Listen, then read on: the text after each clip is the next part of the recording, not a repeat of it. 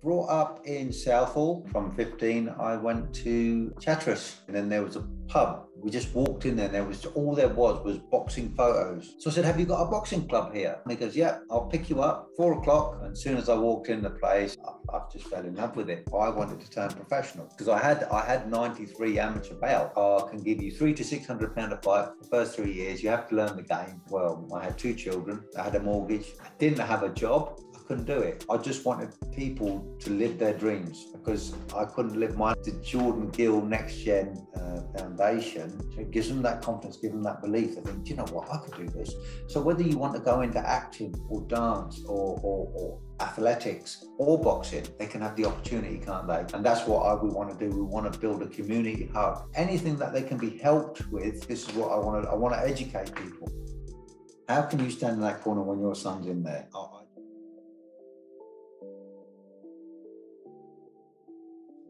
Welcome back to the KultureKast podcast. My guest today is a former amateur boxer turned boxing coach, the father of previous guest Jordan Gill. Welcome, Paul Gill. How are you doing? I'm all right, mate. How are you doing? I'm good. I am very thankful of your time. I know that Jordan keeps you very busy. As you say, when one person's in camp, everybody's in camp.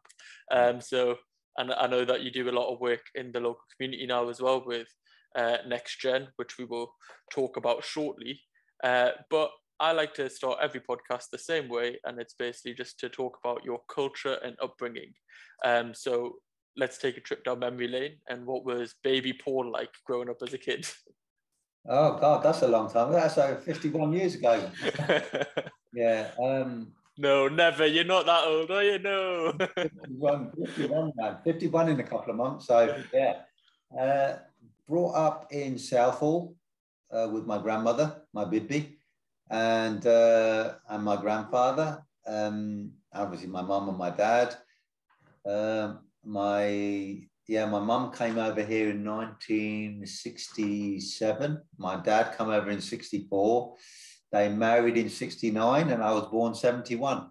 There you go. So yeah, that is a long time ago. What happened then? Yeah, then just basically I grew up around like everywhere, sorry, I'm getting a cup of tea, with the Asian community in Southall. Then we moved to Cambridge, stayed there, all the way through till I was about 15. And then from 15, I went to Chatteris. That's how I went, and then started boxing at 15 years old. But I couldn't speak English up until I was 8 years old. So again, it was quite difficult going to school, understanding 2 languages, but I got on okay. Yeah, so that was me. Swam for the county as a kid. Before I started boxing, I used to love swimming, but my dad used to love boxing, but he liked any sport really. But the big thing then in them days was Muhammad Ali. So he turned this telly on one day, and I see Muhammad Ali boxing. And that was against Larry Holmes. That's the first time I see him fight. And I just couldn't understand. I was 10 years old, and everybody kept saying how good this guy was, but he got beat, and I didn't understand what went on. So what I did was, got a lot of books, read a lot of boxing books, got boxing news at a young age as well. I started studying boxing, about Gene Tooney, Jack Dempsey, Sugar Ray Leonard, Jake LaMotta, all these Tony Zale I used to watch, and old recordings. There used to be like a videotape and a book that you had to send off for and get.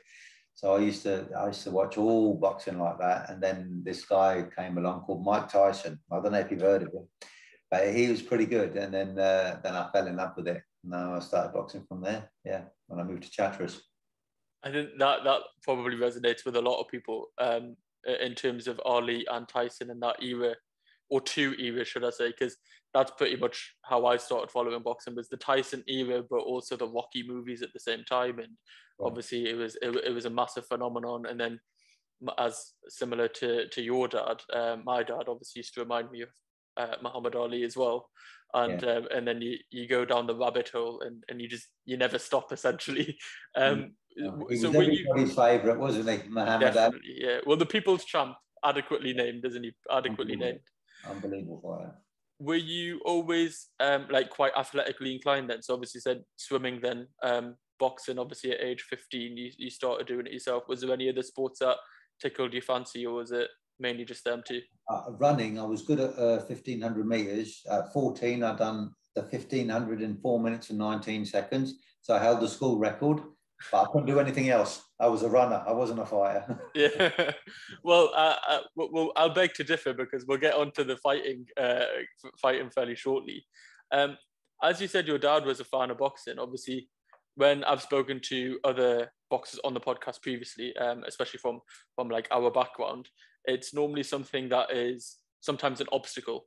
Is obviously like the South Asian community isn't very heavily invested in boxing, and obviously close to 50 years ago, I'm guessing you had probably a bit more support because your dad was already a massive fan of the sport. So was it something encouraged of like, go on, son, give it a try? He liked all sports. He liked snooker. You know, he was one of these guys that, you know, you do what you like. Basically, he wasn't. I mean, he came when I was boxing as an amateur. He used to we used to sell tickets at the shows, you know, and he used to buy a table and take a bunch of people with him, you know, because he used to be a market trader. Hence, that's what I was as a young kid with my uncle. When I was about 4, I started on the markets, you know, working. So I never really was, you know, I was in and out of school all the time. I never really stayed in school that much. Always working at them sort of days, not like now. And so it wasn't the case of, you know, I love boxing, you go into boxing. It wasn't that. It was the case of just do what you like. But I just loved boxing. I had a good feeling about it. There's something that, you know, everybody was in awe of boxers. And I mean, in them days, we had Barry McGuigan, didn't we? And it was so, everybody spoke about it at school. So I'm thinking, wow, you know, to be a boxer, you must be something really, and everybody loves it. And, you know, so that's how I got into it more than anything. And obviously the Muhammad Ali sort of always on the telly. Yeah. So it wasn't the case of he was a boxing fan. He just supported, but he came to probably 5 or 6 fights of mine. Not too many, because I had 93 amateur bouts. So he probably come, maybe 10 tops. But my mum came once. She came once, and that was it. Yeah, that was it. That was it for her. Yeah. It is hard. I feel like no mother wants to see her son get punched in the face. Definitely not. Definitely not.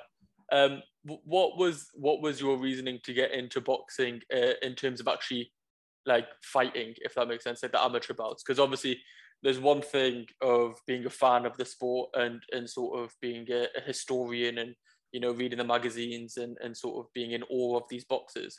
Then there's the second step of actually starting to train yourself and learn self-defense. And then there's that third sort of even bigger step of actually getting into the ring. So was it first just, let's just try to get into this for a fitness aspect, let's see what I can do, and then progress and be like the opportunity came? Or when I was in Cambridge, I actually wanted to join the boxing club there while I was swimming, but for some reason or other it just didn't happen. So we moved to Chatteris, which is probably about, I don't know, 35 miles away from Cambridge, where we used to live. And we moved here, and then there was a pub up in the corner here, and we just walked in there, and there was boxing photos all over the wall. And there's some guy that was here called Dave Boy Green, and I'd never heard of a guy called, he boxed Sugar Ray Leonard, and, you know, he boxed for 2 world titles, won a European title, British champion. Wow. And but this was like in the late 70s. So we moved here in 1986, and I saw this guy and these people were talking about him. So my intention wasn't to come here just to box. It was, we just moved in accidentally. We've gone into a pub where my dad liked to drink a bit, and I saw these pictures. And funny enough, my trainer, bless him, he's passed away now, but he said, you know, well, he was there, and I said, oh, to the landlord, I said, oh, you know, who's this guy? And he goes, oh, it's Dave Boyd Green. I said, who is he? He said, oh, he's British champion European boxer a couple of times. He's been retired for, you know, 6 or 7 years now. And I'm like, oh, right. So I said, have you got a boxing club here? And funny enough, the guy that trained me was in the pub, and he said, yeah, I run it. And I said, oh, can I come? Can I come? He goes, yeah, I'll pick you up 4 o'clock or 5 o'clock. Can't remember at what time. And he used to live on my road. So he just came down, picked me up in his little red van. I waited at the window. I was only 15. I had my little red shorts on, my white T-shirt on. I jumped in there and I went to the boxing club. And as soon as I walked in the place and I got that smell and I, you know, saw the speed bag, the gloves, you know, all of this, I just fell in love with it. It's great. 100%, yeah. 100%. And so obviously we'll probably talk about what boxing instills a bit later on again with next gen, but what do you think the impact that it had for you at that time as a 15-year-old? Did you struggle with any like anxiety or confidence issues? Because I know that's something that you talk about now with next gen, of helping like local schools and the kids there who might be suffering with a bit of confidence issue, like boxing sort of helps bring that out of you. Is that something that you found helped yourself at the time, or did you not really struggle with it and just wanted to learn a bit of how to get? I never had a problem with my confidence. I was always a very confident kid, always. And I remember going in, and if I fail at something, I think it's a good thing, because I just think, you know, if I can't do something, just keep practicing, keep doing it until you get it right, you know, because if you get everything right, then you're never going to learn, are you? Yeah. When the struggle comes, that's when you're going to fall, aren't you? And you're going to find out what sort of character you are then. But what I did was the boxing, the first day I ever went to the boxing club, they had a speed bag. It was like a pigskin.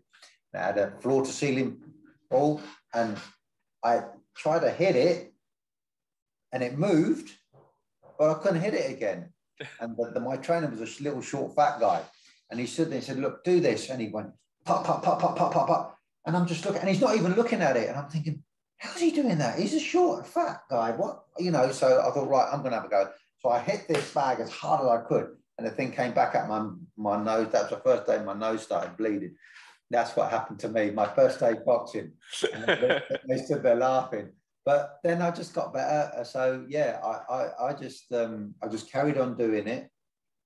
I don't know. I had quite a few fights. I was okay while I was hitting people, because I could hit very hard, but as soon as they hit me back, it was too hard for me. Yeah. So it was okay. So I boxed from 15 to 27.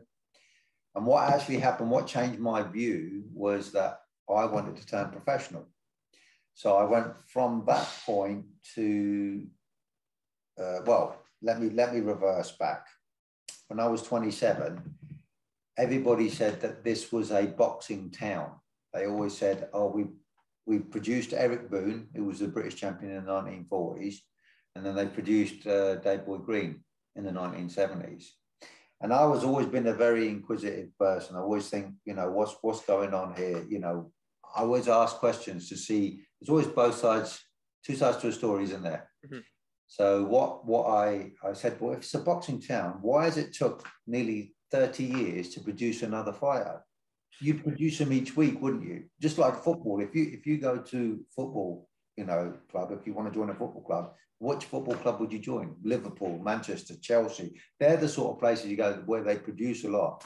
So what I did, because my trainer said to me, well, why don't you help the kids? And I'm like, I'll help out, but I'm not a trainer. There's no way I'm not being a trainer. And he was quite smart. So what he would do, say, oh, I've just got to go somewhere. Can you lock up for me? And before I knew it, I was opening up, shutting up, going on courses, going all over the place, and going to shows with these kids, training kids and what have you. So, so the way I thought was, I want to go and find out where the most success is, because at the time with the ABAs, it was always London. So I went around London, went to some clubs there, and I couldn't really find what I wanted. So I ended up going to Manchester and Liverpool to have a look around. Ended up in Sheffield, and I wanted to turn pro at that point. And a bloke called Brendan Ingle, fella, and he obviously had Prince Nassim Hamid then and all this. But I went there at the back end of when Nassim was finished with Brendan, and it was brilliant. I loved it. But the thing is, Brendan said to me, I said, I want to be a professional fighter. But he said to me, I can give you £300 to £600 a fight for the first 3 years. You have to learn the game. And then we see how we go from there. Well, I had 2 children. I had a mortgage. I didn't have a job. I was stuck. I couldn't do it. So my dreams were shattered at that point. Mm-hmm. And so I came back, but I did speak to Brendan, and he gave me the line system, what they use. He said, have a go, see how you get on with the kids. So in my mind, I was thinking, with what has happened to me, I don't want that to happen to someone else. So again, it wasn't about going into schools thinking about, building their confidence. I just wanted people to live their dreams, because I couldn't live mine, but I didn't have the education. I didn't have the right people around me to help me. So I thought, I'm going to try my best to help someone else so they don't fall in the same position. And so anyway, I had some really good fighters there. They're usually making ABA semi-finals, ABA finals, but we never really had a national champion, and I always wanted one. So as I went along, they asked me to help train the England squad at one point, the junior England squad. And I helped out, and then they got some trainers in. So we were doing more like MVQs, helping trainers train boxers. And I thought, something's wrong here. I'm not a guy who trains trainers to train boxers. I'm a boxing coach now. So I stayed at my gym, because what happened was, if it was the case that you start helping the England squad, what they do, the England squad, they seem to have boxers come, but their coaches can't help them, which I don't understand why, because they know the fighters the best. They're the ones who've got them to that point. Yeah. So as being an England coach, you'd end up being pulled away from your club, because we're only a little town. So I stayed there. So, and then I got involved with Brendan again, and still, keeping in contact with him. And he said, listen, what you need to do, I said, because I haven't got any money, what am I going to do? And he said, what you need to do is build a champion. You build a champion, then you go through education. You get education, you'll build up, and you'll get the money through. I'm like, okay, no worries. So at the gym here, we were the only club to be a non-uniform members of the British Legion. So we used to do the poppy appeal every year. We went and collected for the poppies as well. So, and we laid the wreath. So I used to take the kids doing that.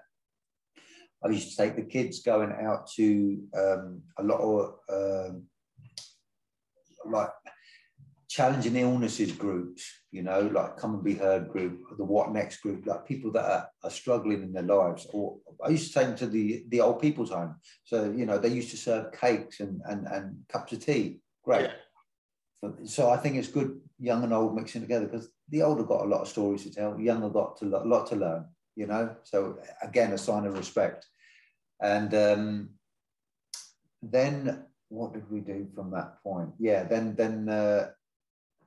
my wife said to me, Jordan at that time, he was 4 years old, and he had a lot of energy. He had to burn a lot of energy. So Amy said to me, take him to the boxing club. And I said, I'm not going to take him to the boxing. He's 4 years old, come on, what's the matter? And she goes, look, take him, see how he gets on. So I told him, I said, look, you mess about, you're not coming in. Yeah, he was good. And he as soon as he walked in that gym, all the older kids took him under the wing, and he just learned from everybody else. And I ended up getting a pro license at that time for a guy I had called Paddy Wright, who funny enough, he boxed Tony Bellew in the ABA semi-finals. So, he was my first England international as well. So I never thought Jordan would be a boxer. I just thought I wanted him to be good at school, get his academics right, his schoolwork. The same as my daughter, done the same for her. She used to keep fit at the gym.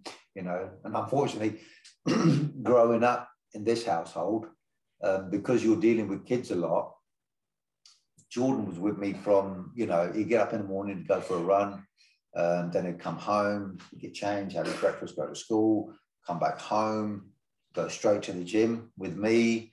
And my poor daughter, if she wanted to see me, she had to be at the gym, come and see me in the gym. So that's how it was. So yeah, that's how it's worked, as in going into schools, doing demonstrations with my boxers, and seeing the difference in kids with their confidence levels. It was because not every kid's the same, are they? Mm-hmm. They come from broken homes. Sometimes they've been coming from abusive parents. Or some are fostered, some are, with their grandparents. Everybody comes from a different background, but with a boxing club, it seemed like a whole community. It seemed like a hub, and it's somewhere it was safe for them to come. Yeah, I think it's been fascinating, the sort of narrative around boxing clubs, especially recently. Obviously during COVID, a lot of the funding was taken away for a variety of sports, and I think Eddie Hearn at that time was doing interviews saying that there should be more funding for boxing clubs. I think a couple weeks ago maybe he was on Good Morning Britain and against that neurosurgeon type person, and obviously Eddie was there. yeah, had that debate, and obviously the neurosurgeon was saying that they shouldn't be funding boxing clubs at all, whereas obviously Eddie's obviously saying it saves more lives than it takes, essentially. Well, I did speak to him because we went to the Craig Richards and Joshua Buatsi fight, and he come over and spoke to me in Jordan, and I said to him, well done for what you did the other, and we had a chat about it. So yeah, it was interesting. 100%, because as you say, people come from all different backgrounds and things, and sports in general help with discipline, confidence, or just generally being healthy. And it can be a place where a lot of people who don't get maybe the attention they need as a child from their family life, or be able to communicate with other people at school because of whatever social groups are in classrooms, get to then obviously come together and be able to socialize in a different context outside of school, which is really, really powerful, and obviously can help them a lot in the future. The other thing that obviously he mentioned on that interview, Eddie, was that a lot of the people who obviously run these clubs, like yourself, like you just said, are doing so basically with a shoestring budget, essentially little to no funding whatsoever. Volunteers. Yeah, exactly. We're volunteers. Yeah. Which is obviously very, very commendable. But is that sort of what Brendan Ingle said? Is that basically not a blueprint as such, but is that how it sort of works? Is if you have a fighter of some notoriety, then it sort of helps you get more funding and sponsorship. At the end of the day, you need a star, don't you? Mm-hmm. Everybody needs. It's like bees to a honeypot, isn't it? Yeah. You can do all which is great. We all do good. We all try and do the best we can for people day in, day out. But unfortunately, the world we live in, everybody seems to be attracted to someone who's got a lot more attention, or, is good at their individual sport or work or whatever it is, and they're attracted to them. And that's how it works, Yeah. I've had this conversation a few times, as in boxing being a prime example of that, of it's prize fighting at the end of the day. The best boxer is not always the best paid, and it happens a lot of times. If you can market yourself correctly, you could have a couple of big losses, or not even progress to a world level and still have a very good career in the sport, if you obviously are a sort of polarizing character or a charismatic person. And I use the example of Dave Allen quite a lot, and it's not in a disrespectful way to him, because I actually like him as a boxer as well. He is entertaining, but the character that he is outside of the ring means that he's made a life for himself out of the sport and hasn't actually got to that world level stage. He's probably the first person that comes to mind for me is Jake Paul. Well, yeah, even more so. I mean, he's a separate conversation, but it's what he's doing at the sport is very polarizing. And I think that's what obviously gets him his money and his clicks. And he is doing some good off the back of that. I think he also has a Boxing Bullies initiative to help kids get into boxing, to stand up for themselves and confidence. And then you've got new eyes on the sport. Just like, I mean, going back in the 90s, probably when you started following boxing, Prince Nassim Hamid, you know, he had a whole clubbing scene. He had all the youngsters looking, wow, what's this? It was a new thing. I suppose, you know, when he came along in this country, I mean, it was phenomenal. I mean, he was unbelievable. He was absolutely unbelievable. And, you know, God knows what it was like to being brought up in the 60s to see Muhammad Ali, to see what, you know, because that had never been done before, the way he was doing his trash talking, and he backed it up, you know. So when you've seen it sold once, it's sort of, they have a new way of doing things now, don't they? They have a new selling point. So you just have to go with the times, don't you? It's pattern recognition almost, isn't it? It's, you can just see the same thing happening, but in a different context. Yeah. And I'm guessing, obviously, when you see kids coming into the gym, you could probably see similar patterns as well of what context they're coming into the gym for. Do you know what I mean? Like, so it is very fascinating in that aspect. And obviously, you said that you have also been able to coach or be in the corner for some very high profile fights, as well as obviously not just your sons, but even, for example, like Chisora, and I think Leigh Wood, you were in the corner for himself, and other fighters that I forgot the name of the fighter, but we mentioned it obviously previously when we were speaking, the fighter who went to France to Gill, he was a former world champion. Yeah, I was head coach for him for his European title fight in France. Yeah, Chisora, I've done 3 fights with him, but that's down to Dave Coldwell. I mean, he's.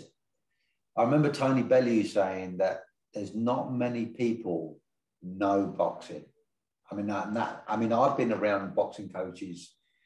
I mean, from amateur level, novice amateur level to, you know, the top end trainers. You know, we went to America. I was invited with Dave to go to America, and we took young Hopi Price. It was fantastic prospect, and Jordan. And we met Manny Robles, who, you know, obviously at that time was training John Ruiz. When he beat Anthony Joshua, went to his gym. Andy Ruiz. Sorry. I'm thinking about Roy Jones, aren't I? When he beat Andy Ruiz. And obviously there was Freddie Roach there, who, you know, I mean, legend. What a fantastic. I mean, he's a legend, isn't he? He's a legend. So sitting there watching, when Devin Haney came in and sparred, you know, to learn so much and go into these shows, you know, with all these other top coaches that come through, and you see how they work, it's invaluable. There's no substitute for experience, and I've learned so much. And Dave, like I said, with Dave, there's not many people that actually know boxing, and he's one of them. He's so good at his boxing. It's untrue. You know, he really knows his stuff. And the thing is, and I will stand by what I say, if we did not have Dave Coldwell in that corner on Jordan's last fight, I don't think he would have got through it. He's the one who got him through that fight, 100%. He knew, because he knows Jordan. He knows what he's doing. I mean, at the end of the day, I know Jordan, but you asked me a question, and I've been asked this question a lot of times. How can you stand in that corner? How can you stand in that corner when your son's in there? You know, and it's like I said before, right? I've said it numerous times, and Darren, who does he organises the lifts for Matchroom. He's a fantastic guy.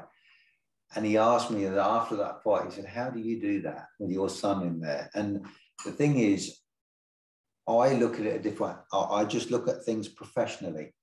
Okay, that's how I've worked, because I've come through the amateur levels, from all levels, from novice right up to international. Then obviously turning professional, And obviously, like you said, Leigh Wood, I think I was in his corner for his Commonwealth title win, his WBO European title win, when he was in the Golden Contract. And I've done numerous amount of fights for him. In the corner for Lerone Richards for his world title shot, and he won it when he beat Kongora. Fantastic. We've got Derek Chisora. I mean, you can't get a bigger character than him in British boxing. I did the Gashi fight with him, the Spilker fight, and obviously the last one, which was the Parker 2 fight. And that's down to Dave trusting his team. Okay, so you need that. He's very specific on what he does and the team he has. We have Jamie Sheldon, who's a fantastic cuts man, probably one of the best in the world, best hand rapper in the world, fantastic. Sometimes Kerry Keynes is with us. So we've got a really, really good team. And to gather that sort of experience, fantastic. But Dave would not have people in his corner that are going to panic. You know, he's a total professional. And with me, it's weird because I know what people are saying, but I just look at Jordan as a boxer. I don't look at him as my son. You can't have that emotion. You've got to cut it off because you can't panic. You know, your life's at risk here. So, and obviously Jordan's always had me in his corner. He's always wanted me about. So, you know, and it's great to be involved in that level of boxing. I'm very lucky. But as soon as the fight was over, as soon as it was done, that was it. My daddy come out, and there I am doing the helicopter. What I'm doing, I don't know what they call it. It's a funny dance. You know, we've gone in there. You know, Jordan's won his fight. Eddie Hearns has grabbed hold of me. We're jumping up and down. My hearing aids come out. There I am in the middle of the O2 Arena. I don't know how many people are watching, and millions watching around the world. And I'm looking for my hearing aid on the floor because it's just fell out. You know, fantastic scenes, fantastic. So yeah, so I don't have any worry about Jordan. You know, I don't get emotionally involved in that way because I just look at it as a job. And when if you notice with boxers, they have cornermen there, and there's people. I don't know how many people are talking. You can only have one person talking, and for our team, that's Dave. Mm-hmm. It's his job. You know, everything else is our job to make sure, you know, he's got what he needs. And then it's Jordan's job to fight. And that's how it should be. Yeah, no, 100%. It makes a lot of sense. It's just this theory and practice, isn't there? So it's very easy to say the things in theory, but it's always harder to put them into practice. And I think that's where people's questions come from. If you watch the fight, you put it back and look at the corner. You see how Dave's instructing him what he's doing. Fantastic job. Mm-hmm. I was cool as a cucumber. Didn't move. Jamie Sheldon, cool as a cucumber until the fight's over. Yeah. Emotions come out.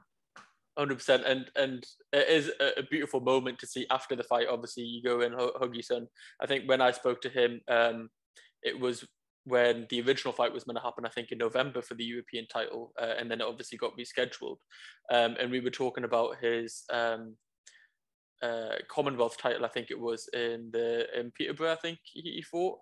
And you were Peterborough, he fought for the WBA International against Dominguez. Sorry, yeah, that was the one, the Dominguez fight. The Commonwealth fight was against Ryan Doyle. Sorry, yeah, that's my bad. The WBA International fight and the embrace then as well, obviously, it is such a nice sort of thing to watch at the end of a fight, of obviously a father and a son embracing in the ring. It is very powerful. And I think that's where a lot of when you see that emotional side of yourself with Jordan, it's hard to know that 5 seconds earlier it was just purely professional. I think that's where obviously the intrigue from most people come from. But it's as I say, I think when a lot of people say it, it's harder to actually prove it. And as you said, you proved it.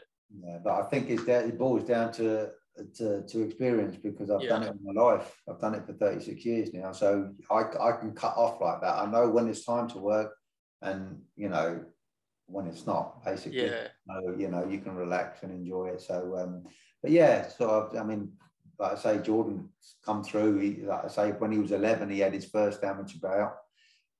Went through, I don't know how many fights he had. I think he had nearly 60 fights, I think. But I remember him saying to me, oh, I want to be a professional, Dad. I want to be and I remember saying, look, win a national title, because I know we've never had a national champion. So I thought, he's not going to do it. I wanted him to do his education more than anything. He's a clever kid. I mean, he got an A-level in government and politics. You know, I mean, unbelievable. But you wouldn't look at him as being a boxer. When you listen to him talk, he's articulate. Yeah, definitely.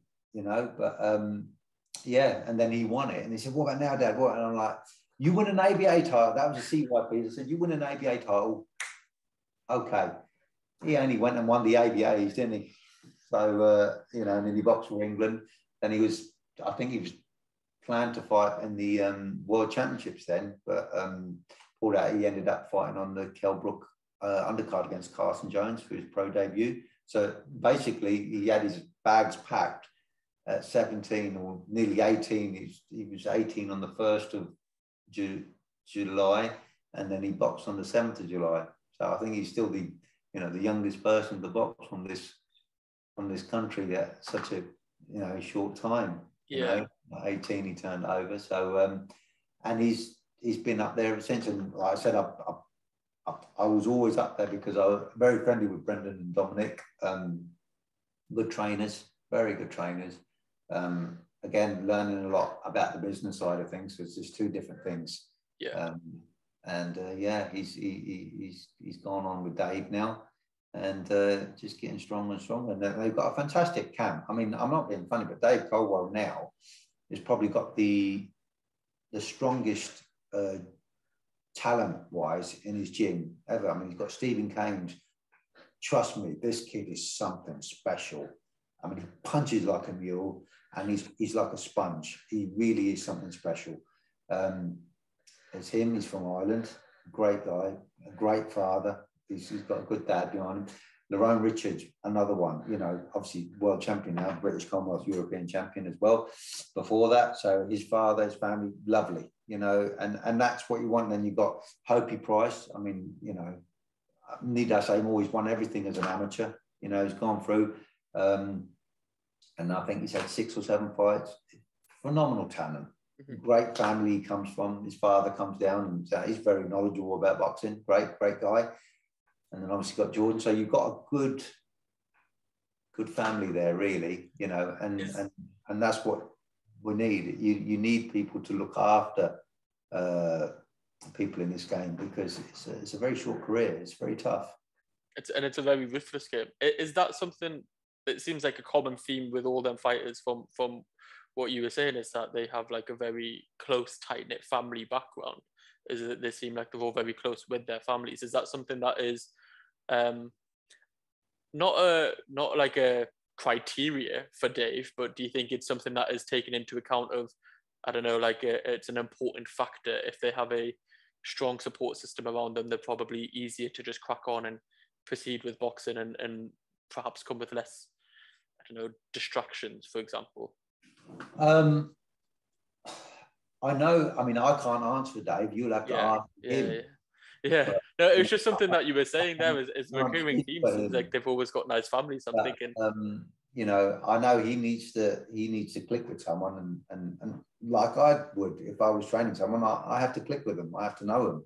So you know, and have to get on with them, because it's an easier relationship, isn't it? When you're with someone day in, day out, you've got to be able to click with them, haven't you? 100%. You have to work with them, you know. When you're watching Dave and you're watching at the Ingle gym and getting all these sort of tips, is that something that coaches share with each other, or is it something that you just look and be like, oh, I like the way that they've done this, or how they implement this, and or teach this in a certain way, and pick up little things like that? Like, as you say, it's about experience in the game, and I imagine over the years working with other coaches as well, do you just pick up little gems? I think it's different for me because I've been around the game for so many years. I know what works and what doesn't, and I know when someone's bullshitting and when they're not, and I only pick what I know will work for me. If I don't understand something, like someone like Dave, you know, when I don't understand something, I say, well, you know, why would you do that? What's going on here? He'll explain it, and he'll explain it in such a way, so simply, that I think, why didn't I know that? Why don't I get it? You know, and now, like during lockdown, when Jordan boxed Reece Bellotti, because they had I think Jordan was the first one to open fight camp. In Reece, and so that's another part of history, which is great. And we had Danny Wilson. I mean, with Boxing Science, I mean, we're very close. You know, I mean, Jordan's been with him, I think, 6 or 7 years now. He's an amazing guy. He really knows his stuff, and he's helped Jordan so much, and he's helped me a lot over the years. So I look at him as a very, very close friend, Danny Wilson, but and the whole Boxing Science team, fantastic. Dr. Alan Ruddock, great guy, you know, Tommy Monday. So when we had the lockdown, we had Dave on Zoom call. We had Danny Wilson doing his strength and conditioning in the afternoon. So Dave in the morning, Danny in the evening. Oh, in the afternoon, sorry. And I'd be working the pads for Jordan, you know, in the garden, because obviously none of us could get out, could we? And he had to get himself in shape.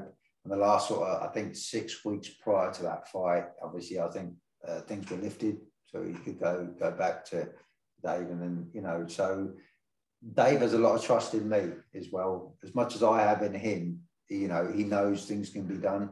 And I know, like, at that time, I was going up and helping him, you know, in the ring with other boxers and who he had then, pad work or body bag work.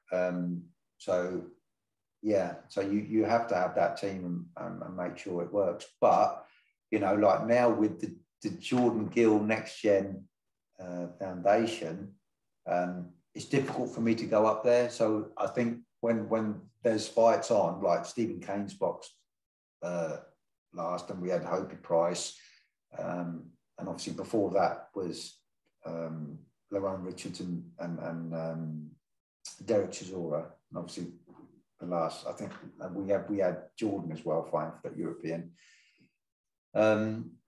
So I'm called up at that point. I mean, I can go up any time, but it's very difficult for me to go up now because Jordan's got me busy. He's got me running around like a, you know how they do it. You know? You've got to help them. So yeah, so I'm all over the place at the moment, but yeah, it's good. Definitely. We've obviously alluded to the Next Gen sort of foundation a few times. When was that created? What was the purpose behind it? I think we've sort of alluded it to a few times throughout the conversation already, but is it just basically to provide the next generation, as it is aptly named, the sort of foundation to crack on if they want to get into boxing and sort of give them foundational skills? Well, I think Jordan went to a horse racing funding event, and he met a guy called Mark Turner there, and he runs a company called SS Networks, and he works with two boxers called Gavin and Jamie McDonald. Okay. Have you heard of them? Yeah, one was a European and one was a world champion, and I think he spoke to Jordan about you know, doing a foundation, and Jordan said, well, you know, we haven't got anything around our area, because where he come from, honestly, we didn't have nothing, you know. And like I've said before, talking about you know, this being a boxing town, well, we need to produce more. And I use boxing as a tool now. I'm not, you know, greatly involved in selling boxing. I mean, that's our game, but and I love it. But the thing is, he's had an idea, and he said, look, Dad, you know, will you help me do it? I said, yeah, great, no worries. So I'm going to 3 schools and a community centre now, and basically just teaching kids morals, you know, building their confidence, teaching them about hand-foot-eye voice coordination, helping them in school. So what we're looking for is a building now. So, you know, I just don't want it as a boxing gym. I want it as a community hub. So if we had another hall where we could do dance there, maybe, or you know, yoga, and then we have another there where we have the career officers coming in, and we could do workshops there for engineering, carpentry, you know, first aid courses. Again, like I said before earlier about getting a bus to pick up pensioners and come in, make cakes, you know, for them, and boxers serving them, or whoever. Because, you know, we could have the issue that I've always had here is that because we come from a small town, and South Fenland is probably the poorest area in Great Britain, so we don't get much. And to produce a fighter of Jordan's caliber from here, it's phenomenal. So I've always thought, why do people, you know, usually they turn the telly on and they see someone else from somewhere else. So why can't they turn the telly on and say, look, I know that girl, I know that boy, they only live up the street. So it gives them that confidence, gives them that belief. They think, do you know what, I could do this. So whether you want to go into acting or dance or athletics or boxing, they can have the opportunity, can't they? And that's what we want to do. We want to build a community hub for the youth of Finland, and, you know, and just basically people coming from work, just come to exercise, you know, to help out. Why not? You know, and they get, like, you know, we could get involved with the NHS. They could come and talk to people, you know, kids, young kids, about, you know, sex, you know, handing out condoms, talking about venereal diseases, anything that they can be helped with. This is what I want to. I want to educate people in the best way I can. So, 100%. Jordan's the you know, he's the torchbearer for this. You know, so at the end of the day, that's his thing. I'm just helping along, you know, and he's a good man. Jordan's a good man. He's my hero. You know, that's how it is. You know, you grow your kids up, and they're an extension of yourself. And, you know, Naomi, my daughter, and Jordan, they're my heroes, because, you know, they're doing things that I dreamt of doing, but I'm seeing it through their eyes now, and it's great. You know, it is wonderful to see the pride that you have. It genuinely is. The way that you talk about, obviously, your children is obviously. It's wonderful to watch. As I say before, when you see the embraces in the ring as well, the person behind the monitor watching on Sky pay-per-view or DAZN or whatever, they smile when they see it, because it is genuine, and obviously through the conversation we're having, it's shining through. And I 100% agree. Is obviously, like we were saying before with Eddie and the things that he was saying on Good Morning Britain, of it saves more lives than it takes, boxing that is. But community hubs like these serve a very vital role in society, because kids who otherwise might be doing something else or a negative thing might not have the energy to, because they go to a community hub. 1, they're learning. 2, they're socializing. 3, they're getting discipline, and they don't have enough energy to do anything bad afterwards, because they probably just want to go to sleep, go to school, and do it all over again. Yeah. It definitely is very important to do that, and it's very commendable, obviously, that the next generation foundation is doing so. Yeah, well, I think this is the problem we have in this country at the moment, because, you know, everybody seems to be struggling financially. Everybody's working, like yourself. You've gone to work all day, you've come home at 6 o'clock, and now you're talking to me. You know, I'm sure you've got better things to do than talk. But really, I'm not that interested. But no. Yeah. Let's be real. Yeah, I've been trying to get this podcast over a very long time, so this is exactly what I want to be doing at this moment in time. Right, yeah, but what my view is, it's a buy now, pay later scheme in this country. And what I mean by that is, kids in the school, I see, they want the best shoes, they want the best phone, they want the best clothes. So back in my day, or earlier, they used to have, the mother used to stay home, you know, and have the baby and, you know, look after her kids. The father would go out. So the building society or the bank would just lend enough so they could afford it. Now, things are obviously going up. You know, cars are mortgaged. Basically, they're on lease hire. In our day, we never had that. You buy a whole banger and then you drive it up there. You go up to the garage now, you got a 25-year-old kid driving a £50,000 car. You know, how does that happen? So it's a buy now, pay later scheme. So what I mean by this is that because the kids want the best of it and people don't want for nothing. So the kids are coming home, both parents are out working to pay for things. They're coming home from school, and the first thing you would say the same. You would come home, your mum or your dad would be there. You would tell them what's happened in your day. There's no one home for them. So they're coming home, they're opening the fridge, they're picking any food they want, or they're going to the chip shop on the way home. They go upstairs in their room, they're on their computers or, you know, or their PlayStations, whatever they're doing. And then they're going out with their friends. By the time the mother and father come home, they think, oh, where's he gone or where's she gone? And this is where you're having the antisocial behavior. This is where we're having, you know, kids that aren't structured, haven't got anywhere, you know, view to go.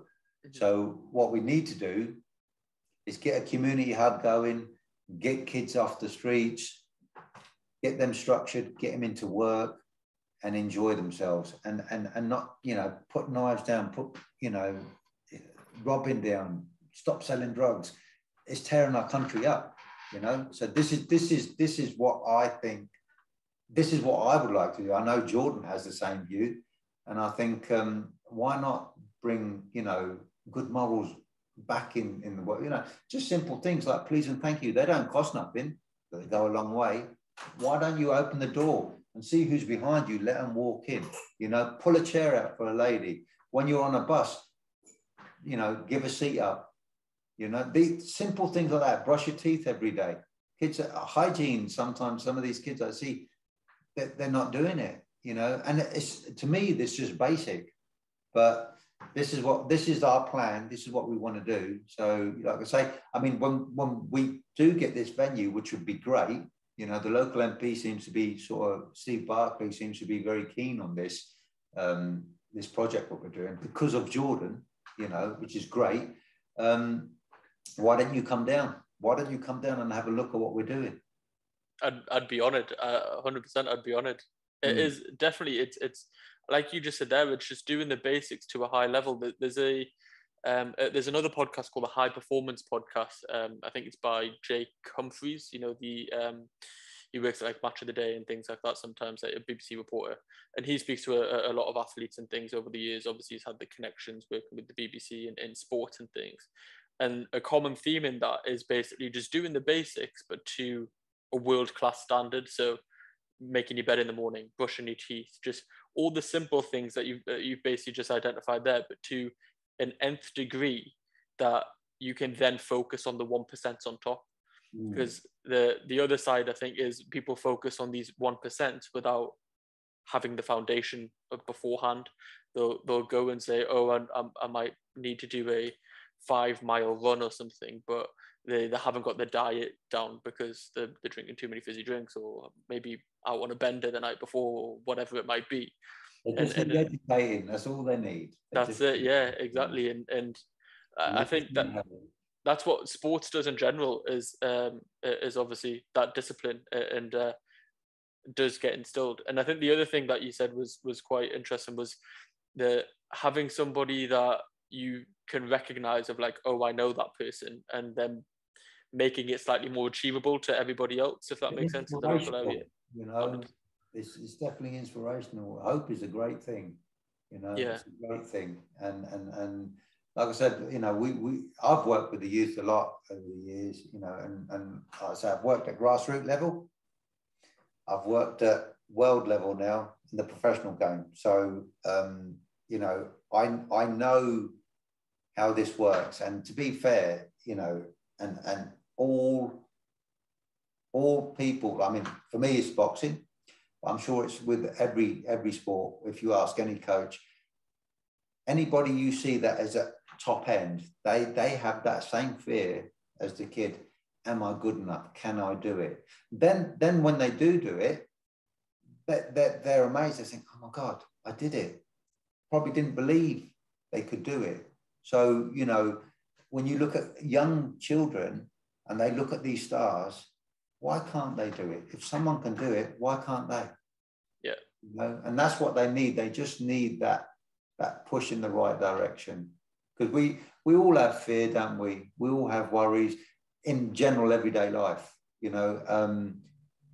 But we all need that little bit of support, don't we? We all need that helping hand, you know, just like your mum does hold your hand when she walks across the road with you when you're little, you know, to when you get older, you know, when you're married, there's someone there to support. It's always someone in your life that gives you that support. Maybe a school teacher, you know, whoever. But if we can do this, we'll just have a better community and a better society, and we can just knock on from that. It's a knock-on effect, isn't it? Good creates good. That's it, exactly. It's if you plant the seed, you will. What is it? People plant a seed for the fruits of the label they'll never see, or something.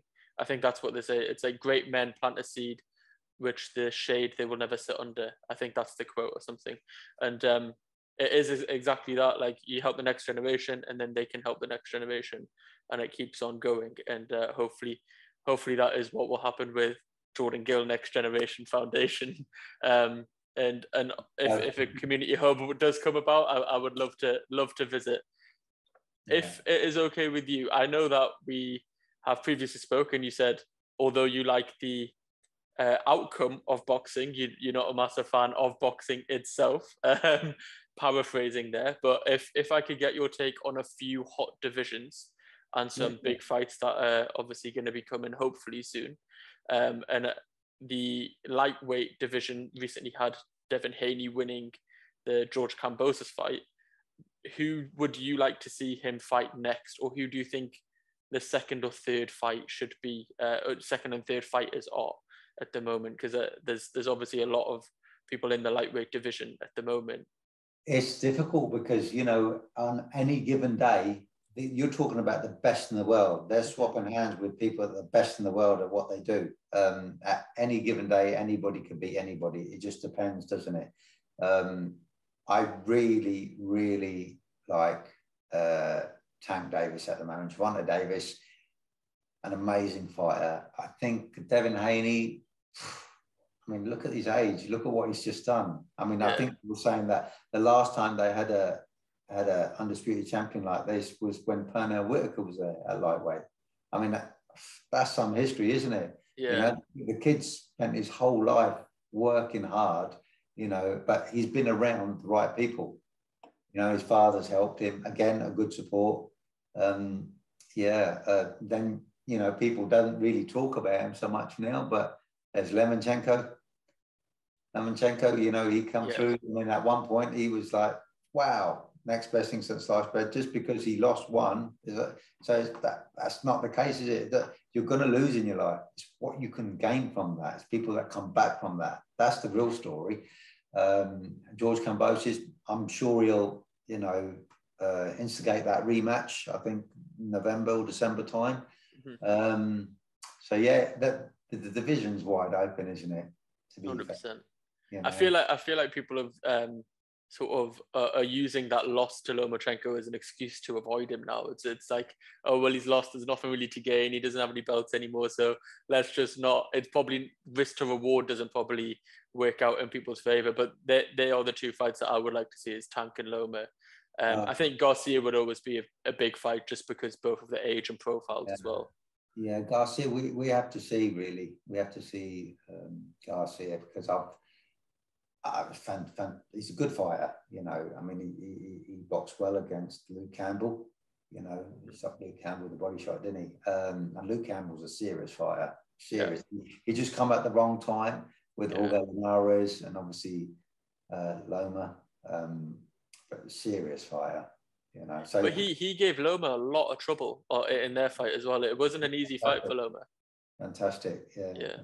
Fantastic. So yeah, it's all open. It's just exciting, isn't it? To have, you know, it's all right having one dominant guy in the division, but isn't it great? Like the old days when we had the 80s and we had Hagler, Hearns, Leonard, Duran. I mean, you know, okay, the best fighting, the best, but it doesn't matter if you lose. The public want to see it, don't they? you know, and it's good for the sport. It's good for the fans. Definitely. I feel like we are seeing the fruits of that generation of boxing now, like the Mike Tyson era, is all them kids who grew up watching that are professionals now. Like the heavyweight division, for example, is another one that we could probably talk about, is Usyk versus Joshua rematch, and then whoever wins that one to fight Fury for all the marbles again. Who do you think would be on top of that whole merry-go-round? Look, at the end of the day, Fury, I mean, you can't take it away from him. He's what he said, he's done, and you know, he's beat the man. You know, in Wilder. No. Klitschko. Sorry, my brain's gone. Yeah, because it's been quite a while now. You know, he beat Klitschko. You know, and he went through his problems, didn't he? After that fight, he's helped a lot of people with mental health. A lot of people, and I have to give credit to him. But he's a difficult man to beat, isn't he? To be fair, I mean, you know, you look at him, you think, you know, he don't look in great shape, does he? You know, he looks like a muffin with shorts on. But the man can fight. He's fast. He's got good leg movement. He's got a good IQ. You know, if you look at someone like Dillian Whyte, he's a fantastic fighter. But look at the level, what he did. You know, Deontay Wilder. I mean, a phenomenal puncher. Who could do that to Deontay Wilder? What Fury done? So, you know, again, Usyk. I think Joshua's going to have a hard fight this time, because I think Usyk's probably got a bit more confidence this time around than last time. But again, it's heavyweight boxing. You just don't know. You know, you only got to land one shot. You know, that's what happens. It sounds like Joshua's going to be a bit more aggressive in this match as well. As in, obviously this week, I think Robert Garcia was announced as his trainer, and it's a bit more of a come forward type aggressive style that they are, I think, working on. I've seen a couple of interviews saying that obviously he's been in camp since, I think, October, but officially announced that he's going to be in part of the training camp now. And he was saying that they've not just had him as an addition, but they've actually worked on people for Joshua's mentality. I think Garcia said in an interview that after the Andy Ruiz fight, it's obviously quite evident that Joshua was a bit more reserved, maybe in the fear of losing again, and not wanting to get into that scrap where he probably could get dropped. So it's working on that mentality to get the old, quote unquote, Joshua back, who was a lot more aggressive. It's difficult because I've only seen one man in my whole life of seeing. No, that's like probably two men I've seen in my boxing life that actually that stick to what they're doing. Can you just imagine, right? You go to work, okay? Now someone gives you 10 years worth of wages. He goes, there you go, there's your wages. Now, get up and go to work the next day. Try and do it. You might do it one day, you might do it the next day. It's soon going to wear off because you've got that money in the bank. So, you know, you think about Anthony Joshua, you know, the money he's earned. Again, with Tyson Fury, look at him. The money he's earned. It's hard to get up. It's hard to get punched in the face when you don't need to. Bernard Hopkins, different kettle of fish, tough man. You know, gets up, trains it. I mean, he'll fight on a Saturday. He was in the gym on a Monday. It's unbelievable, you know. And then the other guy, which I'm gobsmacked at, is Floyd Mayweather. You know what he's done, and he keeps going. He keeps going. Even you look at the great Muhammad Ali, right? I mean, you know, he earned a lot of money in his time. But if you notice, and after probably the George Foreman fight, some days he'd turn up, you know, to the gym. Sometimes he wouldn't. He wouldn't be in great shape for certain fights. It's hard to do it. But when you're hungry, it's like Marvin Hagler used to have that mentality of a challenger all the time. It's hard getting up to that top of that mountain, but to stay there is even harder. You know, I'll tell you, there's another guy that really impresses me. It really does. Is Conor Benn. He's got, I mean, his father has made it. The guy doesn't need to fight. He's an educated man. Conor Benn is a very educated man. and he goes to work in a Range Rover, for God's sake. He's, a Porsche, whatever he drives, and he's got a lovely family. He doesn't need to fight. That takes some special man to do something that he don't need to do it. Yeah. That is some instinct, isn't it? So when you look at people like the Joshuas and the Usyk even, and it's hard to do it. So you really got to look at the kids that are coming up. It's almost like you have to replace your motivation from financial to otherwise. Like Conor Ben's probably got the chip on his shoulder to create a bigger legacy than his father, perhaps. And Floyd Mayweather, I think maybe his thing was just spending more money than he earned. Do you know what I mean? So he kept on having to earn more and more money because apparently he's got a bit of a spending problem. We're ever going to see in my lifetime. I'd be surprised to see someone as good as him. Yeah, he is as a technically, the guy he's phenomenal. He's absolutely phenomenal when you watch him technically, how he moves and how he parries and how he counters. It's an unbelievable guy. Unbelievable. Yeah. Most definitely. And the last division I want to talk about is the featherweight division, because that's obviously Jordan's division. Yeah. I actually asked Jordan, I think it was a couple of weeks ago, just on like Instagram, just messaging him, was like, any chance of you fighting Leigh Wood? And he was like, not a chance. But when you look at obviously the world title holders, there isn't that many that are obviously as available, because Leigh Wood is from the UK. I think most of the other ones are from abroad and things, and it might be a bit harder. And I think obviously cross platforms and how all of the business side of boxing works, like you were alluding to earlier. Who would you like to see your son fight coming up, and how do you think he will get the world title? Well, boxing's a funny game, and it's very uncertain. Nothing's certain in this game, because out of the blue, you look at someone like Leigh Wood. Okay, I mean, I've known him. I remember him turning up in the gym when he was an amateur, when we were at the Inglewood, and he turned over a similar sort of time Jordan did. And that's why they're great buddies. They've been together for so long, and it's lovely to see them in this position now. How great is that? But Leigh got a call up, but before that, they had a choice. They had a choice between Jordan or Leigh Wood. They picked Leigh. Yeah. Like Kanzu fight. So you just don't know, do you? I mean, Leigh's career is just like. It's done a 180. It's fantastic, or 360, or whatever you want to call it. He's been up there, isn't he? Yeah. So how great is that? But for Jordan, the WBC champion, I think that wouldn't be a bad route. Is it Marcus Macedo? Mark Macedo? And then there's Navarrete, the WBO champion. He's the one that I see as is the one that everybody regards as the best one at the moment. So that would be the toughest. Yeah, Navarrete. Yeah, he's a phenomenal fighter. Yeah, they're all good, aren't they? They're all good. And that Macedo, he beat Gary Russell Jr., didn't he? Mm-hmm.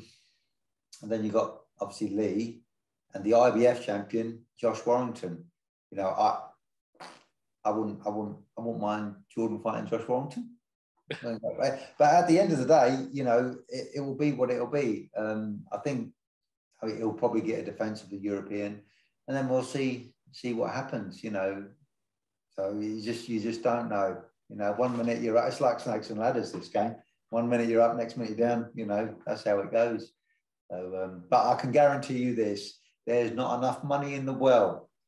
But let Leigh and Jordan fight. Trust me.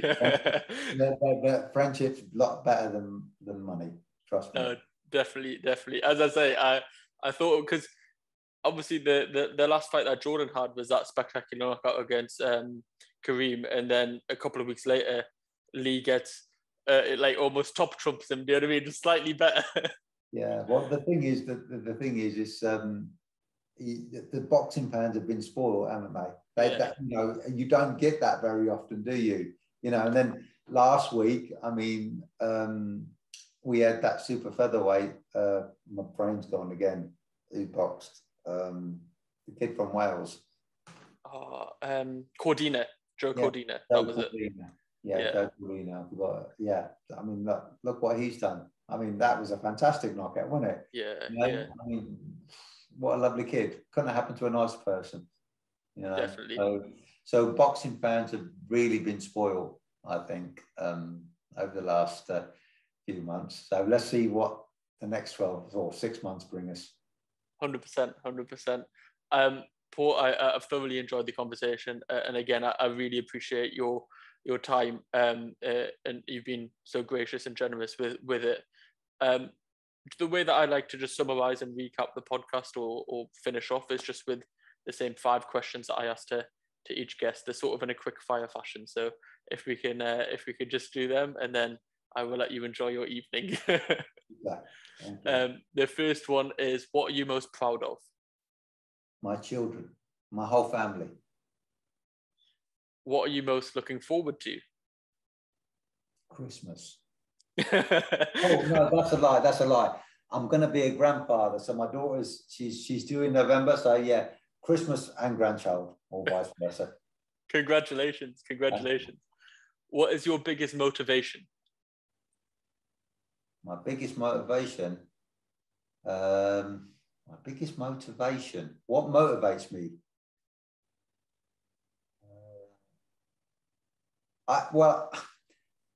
This is a funny question to answer, but I wake up every morning. There's no word of a lie. I wake up every morning, and I'm really pleased I'm alive.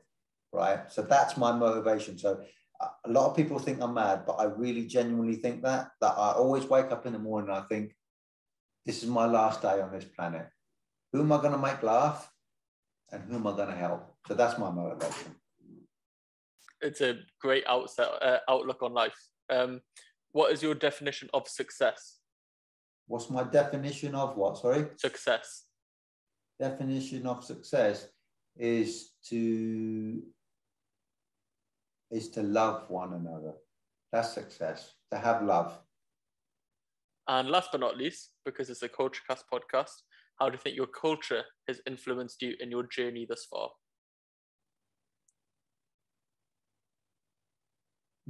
How has my culture influenced me? Yeah. So far. Yeah. The way that I define culture is just your background, every interaction that you've had in your life up until this point, and how do you think it's shaped you?